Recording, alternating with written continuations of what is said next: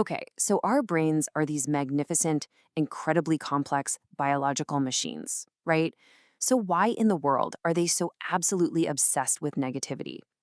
In this explainer, we're going to reverse engineer this super frustrating glitch in our mental architecture. If you've ever felt like, I don't know, your own mind is actively working against your happiness, I promise you, you are not alone. It's totally a universal human condition. Today, we're decoding the blueprint of that condition to explore exactly why your mind just naturally defaults to the worst case scenario, and way more importantly, how you can actually start to override it. Section 1. The weights of negative thoughts. So we've all been there, right? You're having a perfectly normal morning, a really productive afternoon, and then bam, one stray, dark thought rolls in and just completely hijacks your entire reality. I want you to really think about how incredibly heavy that feels on a day-to-day basis. It's like this invisible gravity pulling your mood straight down to the floor. The math of our perception is just heavily rigged. A single negative thought has this disproportionate gravitational pull dragging down hours of what was otherwise really positive momentum. It completely dictates your emotional state for the rest of the day, leaving you feeling totally drained and wondering, how could something so small derail so much good?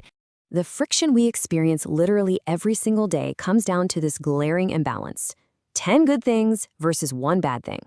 Even when 10 completely wonderful, amazing things happen to you, your mind effortlessly remembers the one bad thing. Picture this. You're sitting in a performance review at work. Your manager spends 20 uninterrupted minutes just giving you glowing praise, right? Highlighting all your successes. But right at the very end, they mention one minor, highly specific area for improvement. So what's the absolutely only thing you're thinking about on the drive home? Yep, that one tiny criticism. It's like those 10 compliments just slide right off you, but that one single failure sticks in your memory for days. So why does our mind ignore all that overwhelming positive evidence and cling so desperately to a single negative data point? Section 2. Evolution of negativity bias. The immediate assumption we usually make when our mind fixates on the negative is that, well, something is deeply wrong with us. We think our minds are flawed or we're just lacking discipline. But honestly, the truth is, your brain is absolutely not broken. It's actually doing exactly what it was designed to do by millions of years of evolution. Let's rewind the clock for a second. Thousands of years ago, our ancestors lived in a highly dangerous world. Out there, noticing a strange rustling sound in a bush could mean a predator was lurking nearby. They literally survived because they noticed potential danger long before they noticed comfort. I mean, if they made one mistake, like ignoring a potential threat to stare at a beautiful sunset, it could cost them their life. So evolution naturally selected for brains that hyper-focused on survival threats. Fast forward to today, and that exact same ancient hardware has been passed down to us. Except now, those literal life-or-death stakes had been replaced. Today, that same life-saving adrenaline spike is triggered by a passive-aggressive email from accounting. Now, psychologists actually have a specific term for this. It's called negativity bias. It's basically the brain's evolved mechanism to prioritize and focus on threats and negative events over positive ones purely for the sake of survival. A really great way to think about it is that your brain acts like Velcro for negative experiences and Teflon for positive ones. The bad stuff sticks instantly while the good stuff just slides right off.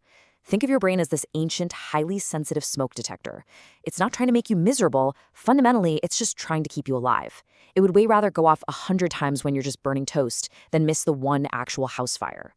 But as you can probably guess, our modern environment is drastically different from the wild landscapes where this biological alarm system was originally built. Section 3. Real versus imagined threats. And this brings us to the central problem of our modern lives, and exactly why this ancient survival tool feels so utterly exhausting today. It's a massive modern misfire. Basically, there's a profound neurological mismatch happening inside your head. The brain's threat detection center, primarily the amygdala, is incredibly powerful, but, well, it hasn't exactly received a software update in the last 200,000 years. Because of this, it literally cannot tell the difference between a real physical threat standing right in front of you and an imagined scenario playing out in your mind. It treats the social discomfort of an awkward interaction at the grocery store with the exact same physiological urgency as a physical attack from a predator. Your body floods with the same cortisol, the same adrenaline, over completely imagined or remembered scenarios. Because it can't tell the difference between reality and imagination, your mind keeps replaying very specific types of mental movies. We're talking embarrassing moments, future worries, painful memories. Look, we have all experienced that totally frustrating thing of lying in bed, exhausted, just trying to fall asleep, when suddenly your brain decides to vividly remind you of something incredibly embarrassing you said at a party like 5 entire years ago. And what happens? Your heart rate physically spikes, your palms might start sweating, your body reacts as if the danger is happening right now, in that bedroom. But remember, your brain isn't doing this to torture you, and these thoughts do not define who you are. Your brain mistakenly thinks that by running these painful mental simulations over and over, it might actually protect you from making the same mistake in the future. It genuinely thinks it's helping you prepare for danger. Section 4. Finding peace through observation. Okay, so now that we understand the biological, evolutionary problem here, we can shift to a highly actionable, mindful solution. Because the good news is we don't have to be victims of our biology.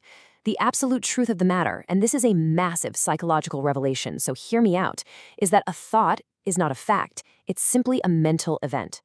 I really want you to absorb the magnitude of that. When we realize our brain is just an organ generating thoughts the exact same way our stomach generates enzymes, we can stop identifying with every single dark scenario it produces. This is exactly where you take your power back. You can't stop negative thoughts from appearing in your mind. That ancient alarm system is permanently built in. It's going to go off, but you can absolutely stop believing every single one of them. Just because your brain produces a thought does not mean it's true, and it definitely doesn't mean you have to act on it. This brings us to a really cool psychological concept known as cognitive diffusion. Basically, it's about creating vital distance from your thoughts. It all comes down to the difference between observing your thoughts versus obeying your thoughts.